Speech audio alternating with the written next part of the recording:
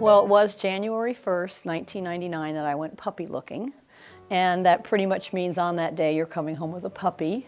And I did, of course. I adopted the most adorable Weimaraner puppy ever born on the planet. And I was volunteering at Crisis Nursery at that time. Every Friday would go on field trips with the children. And I went the next Friday and I said, "Guess what?" And they go, "What, Miss Pam?" I said, "I have a new puppy." Aw. One little boy said, "What did you name him?" I said, "I named him Gabriel." And I went back the next Friday and those kids ran up to me and said, "Miss Pam, how's Gabriel? How's Gabriel?" And I said, "Gabriel had his first bath." And they went, "Oh." And the next Friday I went back and they said, "What did Gabriel do this time?" I said, "Gabriel ate his bed," or "Gabriel tore up the drip system." Gabriel was quite the puppy. But what I realized during that year is the children were bonding with an animal they never met. And November of that year, and I asked the CEO if I could bring Gabriel dressed as Rudolph to their Christmas party for fun. And so I did that. I arrived, Gabriel had on reindeer antlers, a Just Call Me Rudolph t-shirt, and a Jingle Bell collar. And off we went. And we walked in the nursery and some of the kids just stopped. I think they thought I brought a reindeer, but they realized that it was Gabriel. And what ensued that next hour and a half was amazing. Children that were normally angry and violent, not that day. They were loving and compassionate. They would take Gabriel's ear, and he's a Weimaraner, and their ear is like velvet, and they'd put it on their cheek. And I remember one little boy was in his room crying. He wouldn't come out to the party. But he kept peeking around the corner to look at Gabriel, and he kept peeking. He came out, his face was tear-stained, and he reached up, and he nuzzled Gabriel's neck, and he stopped crying. He stopped crying. And I imagined that we were watching a gentle gray dog reach children like no adult could.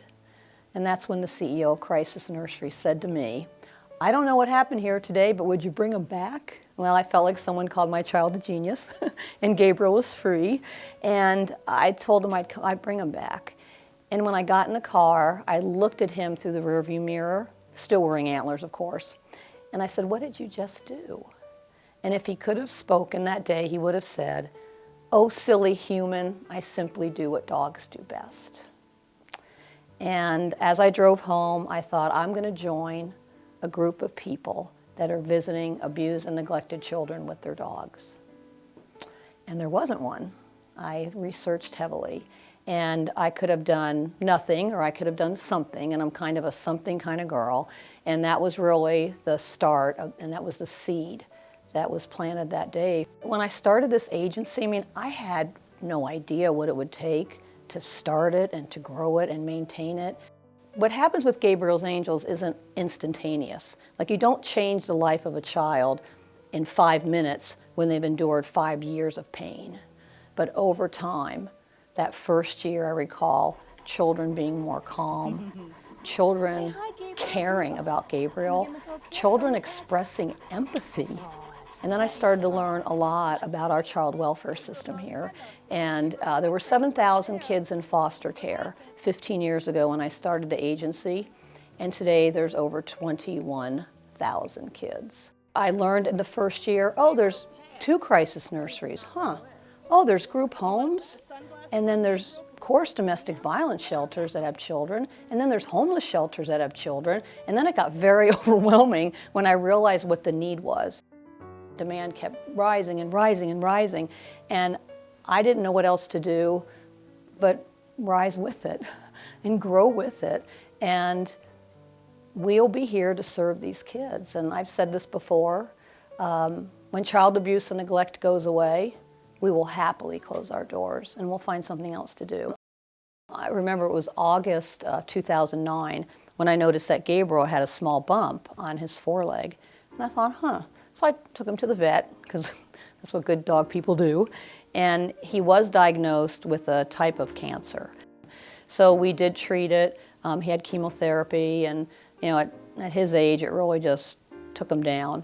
And he needed to rest, and the kids understood he couldn't visit, and all of that.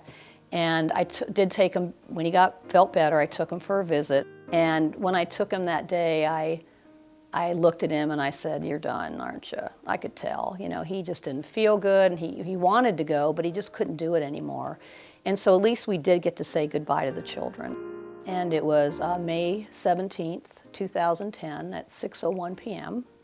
that we made the decision that let's relieve his suffering. He worked, you know, how many, 10 years? You know, he reached about 50,000 children. I miss Gabriel every day. There'll never be another Gabriel, you know. I was blessed to have adopted him. I was meant to meet Gabriel and meant to do this for the fine state of Arizona.